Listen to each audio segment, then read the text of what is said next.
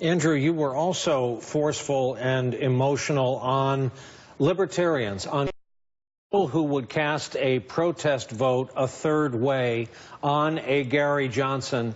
You've been saying this is not the time to prove your point.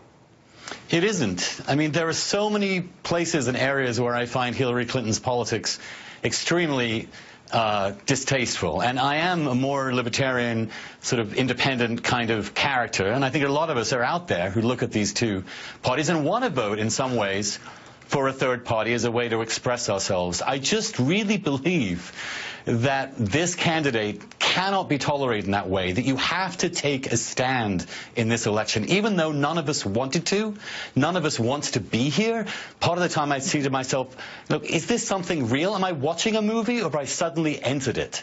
That this kind of end-stage democratic moment, when basic principles like the legitimacy of the election, like the importance of a free press, the importance of dissent, all these things that matter, that are part of the extremely important atmosphere that keeps a democracy alive, are currently under threat by someone who wants to be a tyrant. And if you are a libertarian, you cannot think of any single person in contemporary or recent history who is more opposed to freedom, to individual freedom, than this man, Donald Trump. The only thing he understands is his power and authority crushing whatever threatens him.